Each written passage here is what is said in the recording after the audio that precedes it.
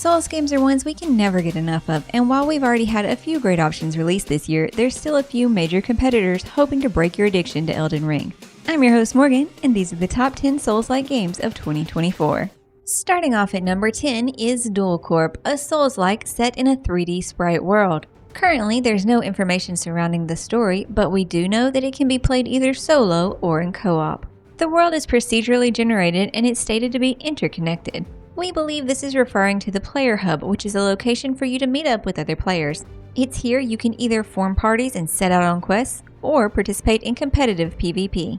The combat system features all the typical elements you'd expect. On the offensive side, you've got physical-based weapons and magic. Then, for your defensive skills, you've got blocking, dodge rolling, and parrying. As for character customization, it offers an unrestricted class system, which allows you to combine any weapons with any armor to suit your playstyle. If you're looking to venture into an endless realm, Duel Corp is set for release on PC later this year. At number 9 is AI Limit, an anime ARPG with a Souls-like combat set in a post-apocalyptic wasteland. The game takes place in the city of Havenswell, which is the last city of mankind. It's here where you assume the role of Orisa, a blader with the appearance of a human, but is actually a new life form created by mysterious technology. Your goal is to seek out and repair branches all across the city. These branches gift bladers with the ability to respawn after a fatal death. The game's combat system will feature a wide variety of weapons and skills that can be mixed and matched to suit your preferred playstyle. One of Orisa's interesting features is that her left arm is a transformation mechanism which can be used to deliver dozens of spells, attacks, or assists at will. The combat looks pretty good by what we've seen, and we definitely enjoy the art style. If you're up for uncovering the secrets behind the desolate world, AI Limit will be releasing to PS5 and PC later this year. At number 8 is Sang, the Desert Blade, a Dark Souls experience that's meant to take you back to the early 90s. You take on the role of Sang, who was born as a bloodseer. This gave her the gift of seeing into the future and showed her how the world would end, as well as her own demise. This was unfortunately considered a curse in her village, so her mother took her far away and hid her. But now that she's awoken from a vision, she wishes to seek out her kin. The combat seeks to combine Dark Souls elements with a 4-directional combat system similar to old-school titles like The Legend of Zelda: A Link to the Past. This will require both position and timing as well as stamina management in order to land successful attacks. If you want to help Sang find her long-lost kin, Sang the Desert Blade is slated to release on all platforms later this year. At number 7 is Morbid, the Lords of Ire, a Souls-like sequel to the isometric Morbid, the Seven Acolytes, which released back in 2020. In this one, you'll once again don the role of the last surviving striver of Dybrum as you set out to defeat the 5 Lords of Ire. The combat system is pretty similar to other Souls games with a few minor differences, the most notable one being the addition of the sanity system. The more damage you take, the more it will increase, causing you to grow in power. However, this does come with a negative effect as it also changes how you perceive the world around you, eventually causing specters of previously defeated enemies to appear. As for the customization, there's a variety of weapons, runes, and blessings for you to freely combine in order to figure out which ones match your playstyle. Another interesting feature is the ranged gun that refills as you kill enemies and when used will stagger your opponent. If you're looking to try out the Lords of Ire, they currently have a free demo over on Steam, and it's available for purchase on all major platforms. At number 6, No Rest for the Wicked, an ARPG with a combat system heavily inspired from the Souls-like genre. In this one, you'll be taking on the role of Krim, a holy warrior imbued with remarkable powers to defeat the pestilence. The combat in the game is extremely challenging with over 100 weapons that have both light and heavy attacks, as well as combo chains. Then, for your defensive skills, you've got the typical blocking, dodging, and parrying. There's also a rune system in the game that will allow you to upgrade your gear to help create your ideal build. The game features plenty of enemies and bosses for you to challenge alone or with up to 4 friends, as well as a crucible dungeon which can only be tackled solo. Out of all the games on this list, this one's going to be the most unique as it caters towards those who enjoy Souls-like combat and combines it with ARPG elements. If you're looking to farm your way to glory, No Rest for the Wicked is currently available on all major platforms other than Switch. At number 5 is Deathbound, a Souls-like with a unique spin on the combat system that helps it stand out from the rest. The setup of the game takes place in a world that was once the peak of technology, but after a feud between 2 gods, the civilization crumbled, sending it back into the Dark Ages.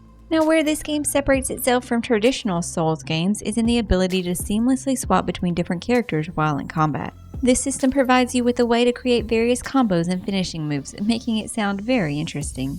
There's a total of 7 different warriors you'll be able to obtain, though you can only use 4 at a time through the game's party system, meaning you'll need to sub them in and out similar to how RPGs work to find what combination works best for you.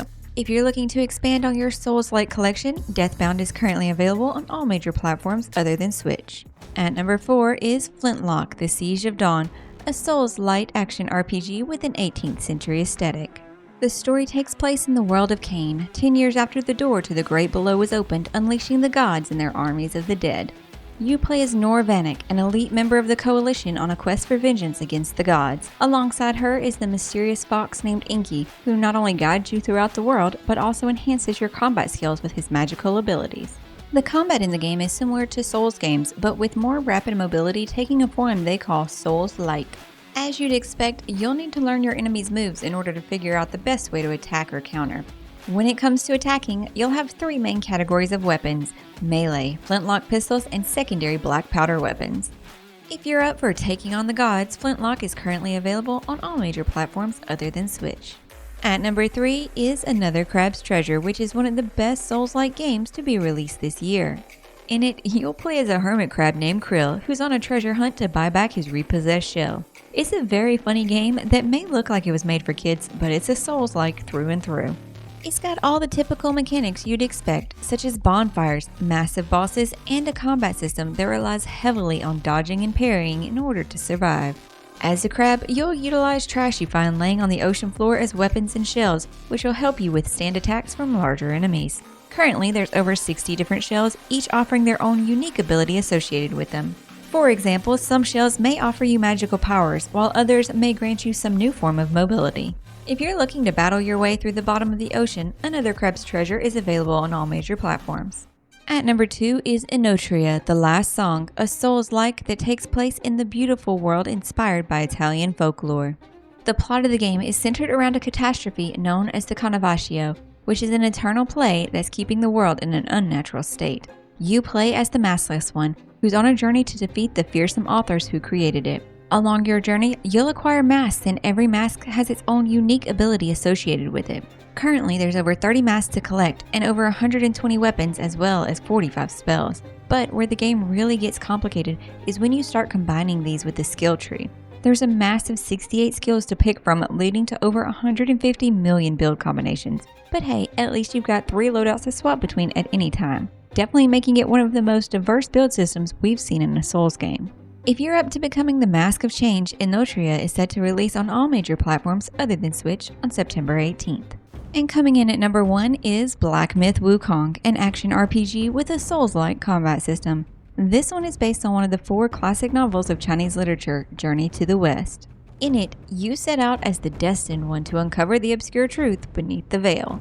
Along the way, you'll traverse breathtaking landscapes and undertake many challenging boss fights, each with their own unique strengths. Most of these bosses will have specific attack patterns and multiple stages you'll need to memorize in order to survive. As expected of WuKong, you'll have various staff techniques, and there will also be many spells and abilities for you to master.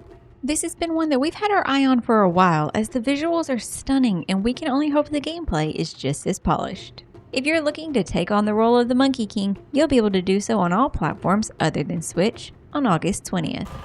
That's going to wrap things up for this one. If there was another Souls-like game that we didn't mention, be sure you drop it in the comments down below. We love finding out which games you guys are most excited about. And if you haven't yet, be sure you're subscribing. That way you never miss a video.